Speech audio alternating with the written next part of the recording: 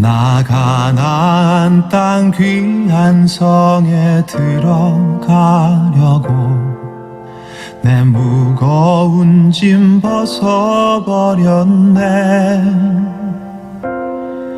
죄 중에 다시 방황할 일 전혀 없으니 저 생명 시냇가에 살겠네. 길이 살겠네. 나 길이 살겠네. 저 생명 시냇가에 살겠네. 길이 살겠네. 나 길이 살겠네. 저 생명 시냇가에 살겠네. 그 불과 구름 기둥으로 인도하시니 나 가는 길이 형통하겠네. 그 요단강을 내가 지금 건넌 후에는 저 생명 시냇가에 살겠네. 길이 살겠네. 나 길이 살겠네. 저 생명 시냇가에 살겠네. 길이 살겠네. 나 길이 살겠네. 저 생명 시냇가에 살겠네.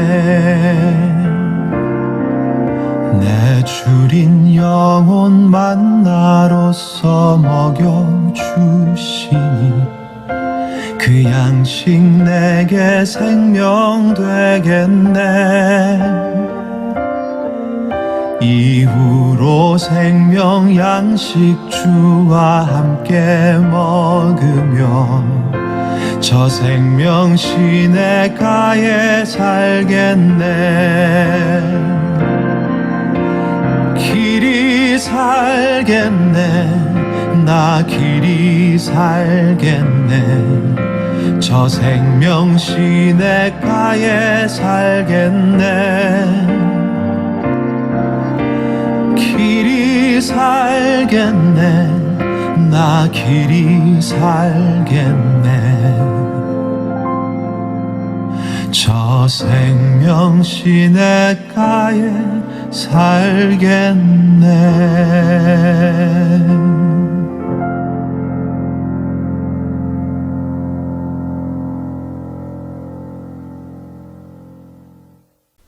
출애굽기 1장 1절부터 14절 말씀.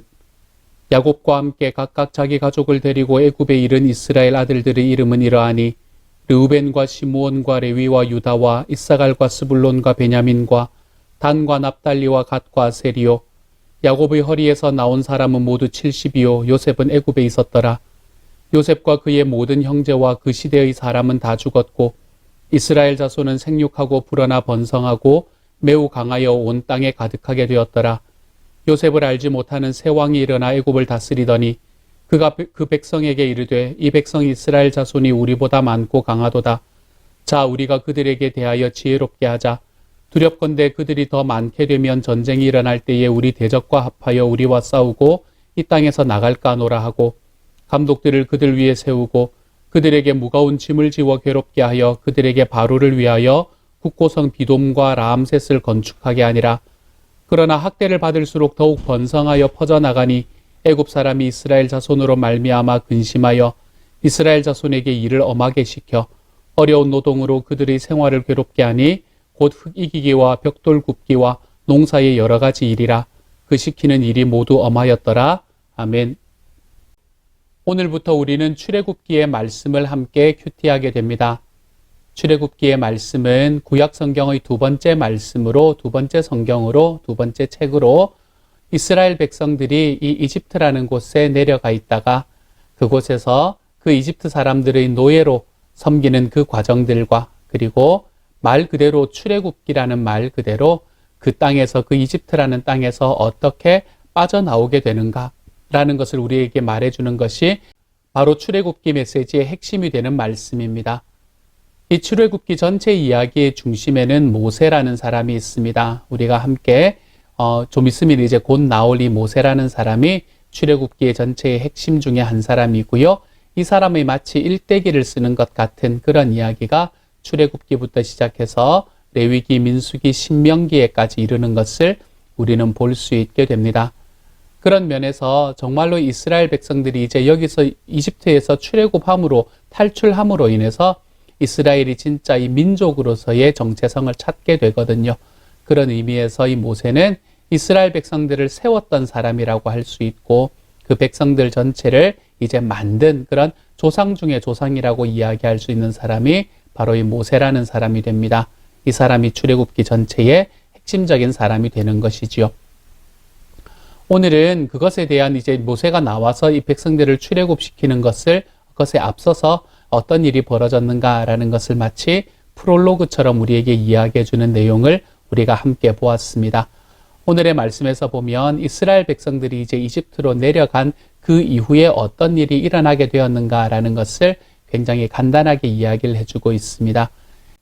창세기를 보면 이스라엘 백성들이 사실은 이집트로 내려갈 때는 굉장히 필요한 상황에서 하나님께서 은혜를 주심으로 인해 내려가게 되거든요.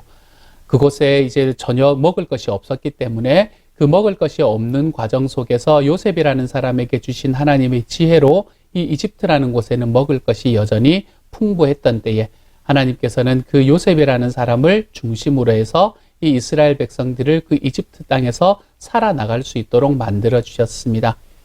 그렇게 살아가는 과정이 오랜 기간이 지납니다. 한 400년 정도의 기간이 지나요. 그리고 난 다음에 오늘의 말씀을 보면 이 요셉을 알지 못하는 왕이 올라오게 되는 거지요. 요셉을 알지 못하는 왕이 이 파라오가 올라와서 이집트에서 함께 사는 이스라엘 백성들을 바라보며 그들이 가지고 있던 그 많은 숫자에 굉장히 두려움을 느끼는 것을 오늘 말씀에서는 보게 됩니다. 그러면서 이야기하는 것이 야, 저들이 지금은 우리와 함께 살아가고 있지만 어느 순간에 저들이 만약에 다른 나라, 그게 자기나 이 이집트를 대항하는 다른 나라와 함께 힘을 모아서 자기들을 쫓아내고 도망가면 어떻게 할 것인가 라는 것에 관한 두려움이 생기기 시작하는 겁니다. 그러한 두려움 속에서 이집트 사람들은, 이집트의 지도자들은 이 이스라엘 백성들을 더욱더 엄하게 우리가 이 사람들을 다스려야 되겠다라고 생각을 했나 봅니다. 그래서 오늘 11절의 말씀을 보면 감독들을 그들 위에 세우고 그들에게 무거운 짐을 지워 괴롭게 하여 그들에게 바로를 위하여 국고성 비돔과 라암셋을 건축하게 하니라 이렇게 말합니다. 당시에 성을 짓는다는 것은 굉장히 힘든 일이었었습니다. 이 성을 짓는데 사람들이 뽑혀 나가게 되면 그곳에서 생명을 담보하기가 쉽지가 않은 일이었어요.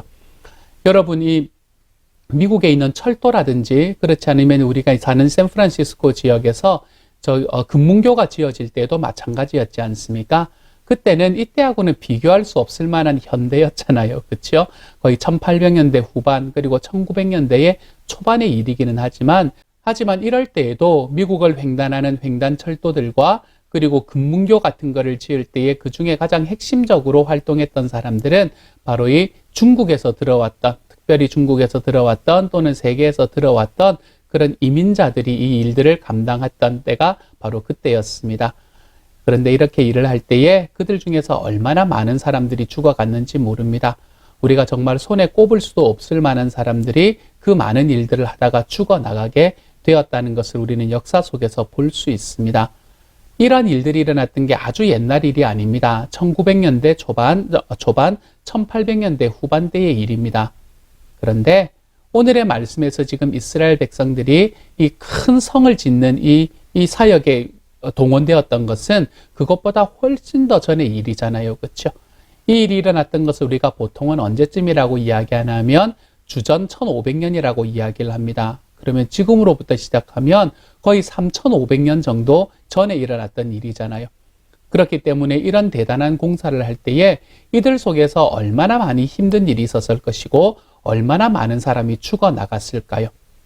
그렇기 때문에 이제 이러한 이러한 일들에 이스라엘 백성들을 사역시킴으로 인해서, 노역시킴으로 인해서 그들이 그때 당시에 이집트를 다스리던 그 지도자들에게 더욱더 복종할 수 있도록 만들고자 하는 그 마음이 당시에 이집트의 지도자들에게 있었던 것 같아요. 그래서 이렇게 굉장히 어려운 일을 시킵니다. 여기에 보면 그냥 국고성 비돔과 람셋을 건축하게 한다라고 이야기를 했지만 그 앞에 나오는 이야기가 진짜인 거예요. 그러한 일을 하기 위해서는 그들의 어깨에 무거운 짐을 지워서 괴롭게 하는 일이 되었던 것입니다. 그래서 딴 생각을 못 품게 만들었던 거죠. 그런데 그런 과정 속에서 하나님께서 선택하신 백성들에게 하나님께서 하셨던 일이 뭘까? 하나님께서 행하신 일은 바로 12절의 말씀이지요. 이렇게 말합니다. 그러나 학대를 받을수록 더욱 번성하여 퍼져나가니 애굽 사람이 이스라엘 자손으로 말미암아 근심하여 라고 이야기합니다. 하나님께서 선택하신 백성들은 그들의 삶에 어려움이 있고 힘듦이 있을 때에 그것으로 인해서 기가 꺾이거나 그것으로 인해서 하나님의 은혜가 줄어드는 것이 아닙니다. 정말로 삶의 어려움과 힘든 일이 있을 때에 그것으로 인해서 더욱 번성하고 퍼져나가는 것이 바로 하나님께서 우리에게 주신 바로 그 방향이라는 것이지요. 하나님을 믿고 하나님의 선택을 받은 사람에게 그러므로 우리의 삶에 실패라는 것은 존재하지 않습니다. 우리의 삶은 절대로 실패할 수 없습니다. 왜요? 하나님께서 이미 부르신 사람들이기 때문입니다. 우리의 삶은 결단코 실패할 수가 없습니다. 하나님께서 부르셨고 하나님께서 붙잡으셨고 하나님께서 그 안에 함께 역사해 주시기 때문입니다. 그러므로 우리는 결코 실패의 자리에 설 수가 없습니다. 세상이 우리를 짓누르고 그렇게 짓누르는 세상의 그 어려움 속에서 우리가 날마다 스트러글하고 있는 상황이라고 하더라도 우리는 결단코 실패할 수 없고 그 안에서 하나님의 실수하심을 볼 수가 없습니다. 왜요? 하나님이 우리를 붙잡고 지켜내시기 때문에요. 그렇기 때문에 우리들의 삶에 주시는 하나님의 크신 은혜가 우리의 삶에 함께하면 우리는 오늘 말씀이 이야기하는 것처럼 학대를 받을수록 더욱 번성하고 퍼져나간다. 이렇게 이야기하는 삶을 우리의 삶에서 경험할 수 있게 됩니다. 저는 요즘 우리 교회에서 일어나는 일들을 보면서 정말 그렇구나 라는 것을 느끼게 됩니다. 코비드 기간으로 인해서 참 여러 가지 어려움들이 우리들에게는 있었습니다. 개인적인 어려움도 있었고 몸도 아프고 어떨 때는 그리고 또 우리의 주변의 관계의 문제도 점점점 생겨나갔습니다. 저 같은 경우도 사람들을 많이 만나지 못하고 그냥 혼자서 컴퓨터와 씨름을 하는 시간이 길어지면 길어질수록 주변에 있는 사람들과의 관계가 참 쉽지 않아지는 것을 경험할 수밖에 없었습니다. 이렇게 어렵고 힘들어가는 과정 속에서도 우리가 하나님의 부르심을 받고 하나님께서 소원하시는 그 공동체를 만들어가기 위해서 힘써서 노력하니까 우리가 지난 한 해 동안에 4사람, 5사람이 되는 사람, 5명이나 되는 분들에게 세례를 줄 수 있는 그런 교회가 되지 않았습니까? 예수님을 알지 못하시는 분이 예수님을 주님으로 고백하고 그리고 그렇게 주님 안으로 들어오고 하나님의 자녀가 되는 일이 그래서 교회 앞에서 내가 정말로 이제는 주님을 믿는 자녀가 되었습니다 라는 그 고백을 함으로 인해서 공동체의 일원이 되는 일이 우리들에게는 쉬지 않고 일어났지 않습니까? 이러한 과정이 어떻게 일어난 겁니까? 이것이 정말로 우리들의 삶의 어려움과 힘듦 속에서 우리가 눌려져 있는 상황 속에서도 하나님이 우리와 함께 하시고 주님께서 우리를 선택하셨기 때문에 우리는 이러한 삶 속에서도 언제나 소망과 희망의 길로 걸어갈 수밖에 없는 겁니다. 번영과 생명의 길로 걸어갈 수밖에 없는 것이죠. 사랑하는 여러분, 우리는 아직 이 모든 어려움의 끝에 서지 못했습니다. 아직까지 우리들의 삶은 힘들고 어려움 속에 걸어가고 있습니다. 이러한 것들은 한 부분에서만 일어나는 것이 아니라 제가 어제 주일 설교에서도 말씀드렸듯이 많은 부분에서 일어나고 있는 것이 사실입니다. 그렇지만 이 모든 삶의 어려움들 속에서 사랑하는 여러분, 결단코 낙담하지 마십시다. 결단코 주저하거나 그곳에서 실망하며 무너지지 마십시다. 우리들의 삶에 우리의 자녀들에게 일어나는 일, 나 자신에게 일어나는 일, 우리의 가족들과 또는 괜시리 어떻게 될지, 괜시리 내가 내 스스로를 어떻게 하지 못하는 그 마음의 문제들. 어떠한 삶의 어려움들이 우리들의 삶을 붙들고 있다고 하더라도 사랑하는 여러분, 그것으로 인해서 낙담하고 실망하지 마십시다. 절망하지 마십시다. 이 말씀을 기억하십시오. 그러나 학대를 받을수록 더욱 번성하며 퍼져나가니. 사랑하는 여러분, 우리는 우리들의 삶에 어려움이 있을수록 주님께서 더욱더 번성하게 만들어 주십니다. 그런 어려움을 걱정하는 것은 우리가 아니라 오늘 말씀 이야기한 것처럼 애굽 사람이 이스라엘 자손으로 말미암아 근심하여, 근심은 그들의 것입니다. 우리가 주님의 부르심을 받은 자녀로서 이 땅을 살아가는 모든 삶의 과정 가운데 우리 살아계시는 하나님의 크신 은혜가 저와 여러분의 삶에 늘 함께 넘쳐서 우리 주님께서 정말 소원하시는 그 삶의 길을 한 걸음씩 걸어갈 때마다 주님은 우리들의 삶과 함께 하실 뿐만이 아니라 내 삶의 모든 학대 속에서도 어려움 속에서도 나를 번성하여 퍼져나가게 만드시는 분이라는 것을 꽉 붙들고 살아갈 수 있는 하나님의 사람들이 되어 가시기를 소망합니다. 그래서 어느 곳에서나 지금 우리가 살아가고 있는 삶의 어떤 순간에나 우리 주님께서 나와 함께 계심을 우리의 가슴으로 고백하며 살아가는 하나님의 사람이 되어 가시기를 소망합니다. 기억하십시오, 여러분. 주님이 함께 계시면 학대를 받을수록 더욱 번성하여 퍼져나가는 자리에 서게 될 것이고 내가 근심하는 것이 아니라 애굽 사람이 이스라엘 자손으로 말미암아 근심하는 자리로 걸어갈 수 있게 될 겁니다. 이게 주님께서 우리에게 주시는 삶의 방향입니다. 이 길을 걸어감으로 인해 날마다 우리 주님께서 주시는 그 기쁨 속에서, 행복 속에서, 평안 속에서 우리의 한 걸음씩을 걸어낼 수 있는 주님의 사람들이 되어 가시기를 우리 주님의 이름으로 축복합니다. 이 시간 같이 한번 기도하십시다. 사랑하는 하나님, 감사합니다. 우리의 삶 속에 날마다 우리 주님이 주시는 소망과 번영의 삶, 그리고 생명의 삶을 하나님 늘 걸어갈 수 있게 주님 도와주옵소서. 말씀이 이야기하는 것처럼 내 삶에 많은 어려움들이 있지만 그 어려움과 학대 속에서 주님, 날마다 우리 주님께서 우리를 번성케 하실 뿐 아니라 내가 걱정하고 내가 근심하는 것이 아니라 정말로 우리들이 주변에서 나보다 훨씬 더 힘이 있어 보이는 바로 그것들이 나를 근심하는 하나님, 그 자리로 걸어갈 수 있는 하나님의 사람이 되게 하여 주옵소서. 승리의 자리, 생명의 자리, 하나님이여 우리가 그 자리로 걸어가는데 부족함이 없는 주님의 사람들이 될 수 있도록 주여 도우시고 함께 하여 주옵소서.